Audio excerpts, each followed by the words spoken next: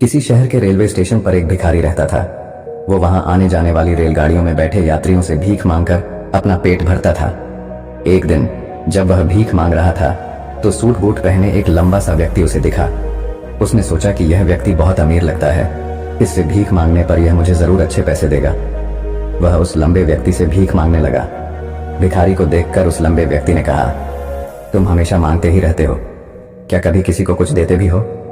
भिखारी बोला, साहब मैं तो भिखारी हूं, हमेशा लोगों से मांगता ही रहता हूं, मेरी इतनी औकात कहां कि किसी को कुछ दे सकूं। लंबा व्यक्ति बोला, जब किसी को कुछ दे नहीं सकते तो तुम्हें मांगने का भी कोई हक नहीं है। मैं एक व्यापारी हूं और लेन देन में ही विश्वास करता हूं। अगर तुम्हारे पास मुझे कुछ देने को हो तभी मैं तुम्हें बदले में कुछ दे सकता हूं। इतना कहने के बाद वह लंबा आदमी ट्रेन में बैठकर चला गया। इधर भिखारी उसकी कही गई बात के बारे में सोचने लगा। उस लंबे व्यक्ति के द्वारा कही गई बात उस भिखारी के दिल में उतर गई। वह सोचने लगा कि शायद मुझे भीख में अधिक पैसा इसीलिए नहीं मिलता क्योंकि मैं उसके बदले में किसी को कुछ दे नहीं पाता हूँ। लेकिन मैं तो भिखारी हूँ, किसी को कुछ देने लायक भी नहीं हूँ। लेकिन कब तक मैं लोगों को बिना कुछ दिए केवल मांगता ही रहूंगा। बहुत सोचने के बाद उस भिखारी ने निर्णय किया कि जो भी व्यक्ति उसे भीख देगा उसके बदले में वह भी उस व्यक्ति को कुछ जरूर देगा।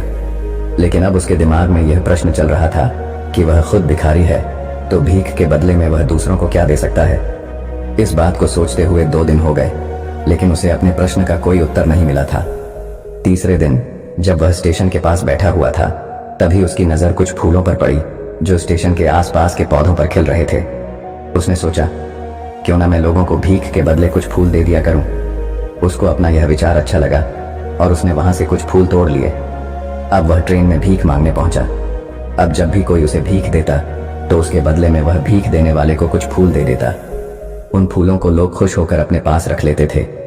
अब भिखारी रोज फूल तोड़ता और भीख के बदले में उन फूलों को लोगों में बांट देता था।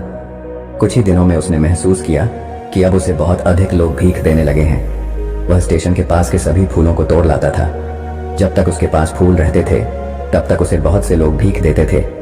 लेकिन जब फूल बांटते बांटते खत्म हो जाते तो उसे भीख भी नहीं मिलती थी। अब रोज ऐसा ही चलता रहा। एक दिन जब वह भीख मांग रहा था तो उसने देखा कि वही लंबा व्यक्ति ट्रेन में बैठा है जिसकी वजह से उसे भीख के बदले फूल देने की प्रेरणा मिली थी। वह तुरंत उस व्यक्ति के पास पहुंच गया और भीख मांगते हुए बोला, आज मेरे पास आपको देने के लिए कुछ फूल हैं, आप मुझे भीख दीजिए तो बदले में मैं आपको कुछ फूल दूंगा। उस लंबे व्यक्ति ने उसे भीख के रूप में कुछ पैसे दे दिए और भिखारी ने कुछ फूल उसे दे दिए। उस लंबे व्यक्ति को यह बात बहुत पसंद आई। वह बोला, वाह क्या बात है, आज तुम भी मेरी तरह एक व्यापारी बन गए हो। इतना कहकर फूल लेकर वह लंबा व्यक्ति अपने स्टेशन पर उतर गया। लेकिन उस लंबे व्यक्ति द्वारा कही गई बात एक बार फिर से उस भिखारी के दिल में उतर गई। वह बार बार उस लंबे व्यक्ति के द्वारा कही गई बात के बारे में सोचने लगा और बहुत खुश होने लगा। उसकी आंखें अब चमकने लगीं। उसे लगने लगा कि अब उसके हाथ सफलता की वह चाबी लग गई है जिसके द्वारा वह अपने जीवन को बदल सकता है। वह तुरंत ट्रेन से नीचे उतरा और उत्साहित होकर बहुत तेज आवाज में ऊपर आसमान की तरफ देखकर बोला, मैं भिखारी नहीं हूं, मैं तो एक व्यापारी हूं, मैं भी अमीर बन सकता हूं। लोगों ने उसे देखा तो सोचा कि शायद यह भिखारी पागल हो गया है और अगले दिन से वह भिखारी उस स्टेशन पर फिर कभी नहीं दिखा। लेकिन 6 महीने बाद इसी स्टेशन पर 2 व्यक्ति सूट बूट पहने हुए यात्रा कर रहे थे। दोनों ने एक दूसरे को देखा तो उनमें से एक ने दूसरे से हाथ मिलाया और कहा, क्या आपने मुझे पहचाना? दूसरा व्यक्ति बोला, नहीं, क्योंकि मेरे हिसाब से हम लोग पहली बार मिल रहे हैं। पहला व्यक्ति बोला, नहीं, आप याद कीजिए, हम पहली बार नहीं बल्कि तीसरी बार मिल रहे हैं। दूसरा व्यक्ति बोला, मुझे याद नहीं, वैसे हम पहले 2 बार कब मिले थे? अब पहला व्यक्ति मुस्कुराया और बोला, हम पहले भी 2 बार इसी ट्रेन में मिले थे। मैं वही भिखारी हूँ जिसको आपने पहली मुलाकात में बताया कि मुझे जीवन में क्या करना चाहिए और दूसरी मुलाकात में बताया कि मैं वास्तव में कौन हूँ। दूसरा व्यक्ति मुस्कुराया और अचंभित होते हुए बोला, ओह, याद आया, तुम वही भिखारी हो जिसे मैंने एक बार भीख देने से मना कर दिया था और दूसरी बार मैंने तुमसे कुछ फूल खरीदे थे। लेकिन आज तुम ये सूट बूट में कहाँ जा रहे हो और आजकल क्या कर रहे हो? तब पहला व्यक्ति बोला, हाँ, मैं वही भिखारी हूँ, लेकिन आज मैं फूलों का एक बहुत बड़ा व्यापारी हूँ और इसी व्यापार के काम से ही दूसरे शहर जा रहा हूँ। कुछ देर रुकने के बाद वह फिर बोला, आपने मुझे पहली मुलाकात में प्रकृति का वह नियम बताया था जिसके अनुसार हमें तभी कुछ मिलता है जब हम कुछ देते हैं। लेन देन का यह नियम वास्तव में काम करता है। मैंने यह बहुत अच्छी तरह महसूस किया है, लेकिन मैं खुद को हमेशा भिखारी ही समझता रहा। इससे ऊपर उठकर मैंने कभी सोचा ही नहीं। और जब आपसे मेरी दूसरी मुलाकात हुई, तब आपने मुझे बताया कि मैं एक व्यापारी बन चुका हूँ। अब मैं समझ चुका था कि मैं वास्तव में एक भिखारी नहीं बल्कि व्यापारी बन चुका हूँ। मैंने समझ लिया था कि लोग मुझे इतनी भीख क्यों दे रहे हैं, क्योंकि वह मुझे भीख नहीं दे रहे थे बल्कि उन फूलों का मूल्य चुका रहे थे। सभी लोग मेरे फूल खरीद रहे थे क्योंकि इससे सस्ते फूल उन्हें कहाँ मिलते। मैं लोगों की नज़रों में एक छोटा व्यापारी था, लेकिन मैं अपनी नज़रों में एक भिखारी ही था। आपके बताने पर मुझे समझ आ गया कि मैं एक छोटा व्यापारी हूँ। मैंने ट्रेन में फूल बांटने से जो पैसे इकट्ठे किए थे, उनसे बहुत से फूल खरीदे और फूलों का व्यापारी बन गया।